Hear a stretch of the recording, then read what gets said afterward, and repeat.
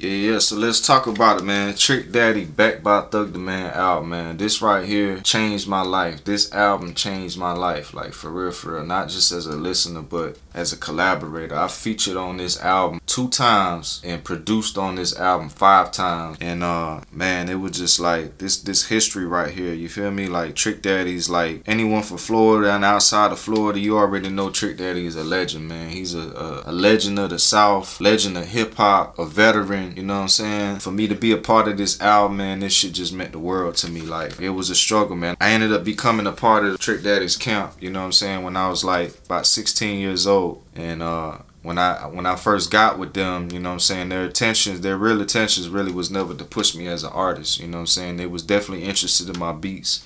They was interested in my hooks, my writing, you know what I'm saying? Basically the music side, the beats, the hooks, the ideas. And it started off, I had a record called 411, you know what I'm saying? And it made #1 on 102.3 Local Love with Daddy Fats. Shout out Daddy Fats. You know what I'm saying? It was a record I had. I actually, I sampled the Buck South 411. You used to be able to call on the phone and it'd be, you know what I'm saying, to ask you what city, what state. You'll be able to find numbers that way. But I ended up calling that shit one day to find a number. I'm like, damn, I need to sample that shit, make a record out of it. So I ended up sampling it, making the beat out of the shit. It ended up going, what city, what state, thank you. And I just kind of mic checked it.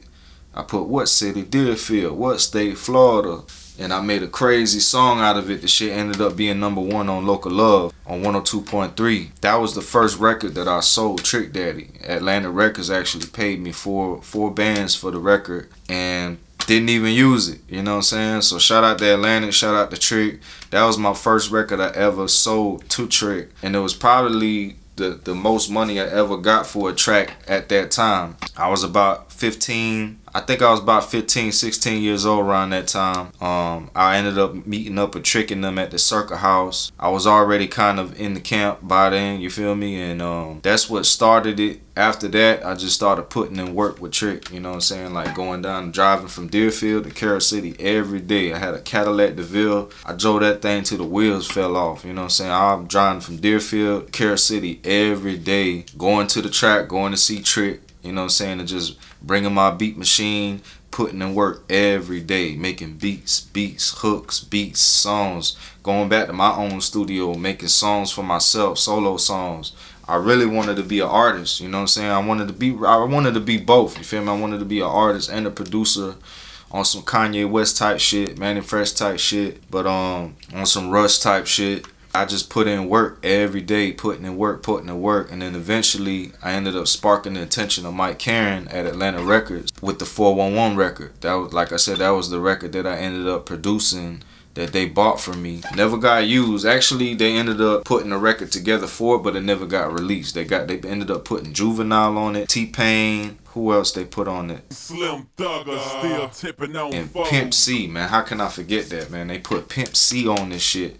Pimp C dropped the verse on my beat before he passed away, man. That shit was legendary to me. When I heard that shit, I'm like, wow, I was blown away. But unfortunately, it never got put out, you know what I'm saying? But that was the beginning of my relationship with Atlanta Records. I already was in with Trick, you know what I'm saying, putting work with him. So, moving on, after that, like I said, I put in years of work just going there every day, making beats, giving them hooks, beats, making songs, showing them my songs, you feel me? Their intentions was never to push me as an artist. Like I said, they were more interested in my beats and my hooks and shit. So in the process of me putting in all this work, Mike Karen from Atlanta Records started sending me beat CDs, you know what I'm saying? And on this particular beat CD that I got, it was mailed to me, to my front door. It was in a brown envelope. I opened it up. It was a blank CD case, blank jewel case with a burnt CD. I can't remember what it said on it, but I knew that it came from Atlantic Records from Mike Karen and had about 10, 12 beats on it. Every beat on that CD was a major producer. They had beats from Manny Fresh. There was some hooks from Fiend from No Limit on there because he did a lot of work with them. Shout out to Fiend too. Fiend actually co-wrote Booty Doo on this album. I don't know if he worked on any other ones, but he definitely worked on Booty Doo. Yep, number 8. on this CD right here. And yeah, the Bet That beat just happened to be on the CD that they sent me. When I heard it, I instantly fell in love with it. When I first heard the beat, I thought that Dipset's producer made the beat, because it just kind of gave me like that Dipset vibe. It had like the choir samples in it, and it just, shit was just hard. Like, I couldn't even describe it. It was almost like, it was like a mixture of Dirty South, West Coast, New York. It just, shit was a vibe. So at that time when I was listening to the beat, I'm sitting in my Cadillac out front of my crib, just looking at the street posts. I'm like, man, this beat's so hard. I'm thinking to myself, like, I told myself, I'm not leaving this car until I write a hit song to this shit. Originally, I'm thinking about writing a hit song for myself. Like, I wanted to write a solo hit song to this shit just to prove everybody, you know what I'm saying? Like, I am an artist, you know what I'm saying? And I wrote the song Bet That. I wrote the hook. I wrote 3 verses. But at the time when I was in the car, I just came up with the hook. So while I was in my car, I came up with the Bet That hook.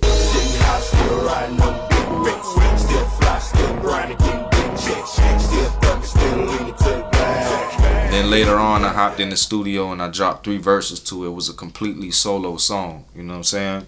And that shit ended up sparking the attention again of Mike Karen at Atlantic Records. Trick and them liked the record. Trick ended up going to Atlanta just to handle some business, make some music. Maybe he had a show or something out there, but I know they had to go to Atlanta. So while they was in Atlanta, they agreed, you know what I'm saying, that this is a single. Like, this right here, this shit is a single. They ended up having Trick Daddy cut the song. He recorded it, dropped the hook, dropped his verse. He changed the hook, like a couple of the words from caddies to Chevy, from stacks to checks, you know what I'm saying? Changed a couple of the words, and it ended up becoming Bet That. A little later on, they ended up throwing Chamillionaire on the second verse. He was pretty much in his prime at that time, you know what I'm saying? Them Swisher House boys was doing their thing at that time. They was in their prime, from Paul Wall to Chamillionaire, Slim Thug, Mike Jones, all them boys was doing their thing. At that time, it's like 06. So they end up making the record. Atlantic Records ends up picking it as the single, as Trick Daddy's lead single. It was in between that and another record I produced on this album called Straight Up. You know what I'm saying? That was another record. I made the beat, I made the hook. Originally, I made the song for me. You know what I'm saying? It was a solo song, 3 verses, all me. And they were kind of juggling, like, they were thinking about making Straight Up the single, but Bet That ended up becoming the single. They was also juggling another single, was Tuck Your Ice In, featuring Birdman, you know what I'm saying? Which they ended up putting out, shooting the video too. I got to attend it and be a part of that and shit. But yeah, Bet That became the single, and they ended up keeping 8 bars of one of my verses and allowing me to stay on the 3rd verse. And from what I heard, Trick Daddy fought for me to stay on that record. So shout out to Trick Daddy for fighting for me to stay on that record. You know what I'm saying? There was even some rumors that they didn't even want me in the video, and they wanted my boy CO to lip sing my words, but Trick Daddy kept it real and he fought for me to stay on that record. Ended up shooting the video. Atlantic Records was behind it, and rest was history, man. That's what put my foot in the door, put me in the game, man.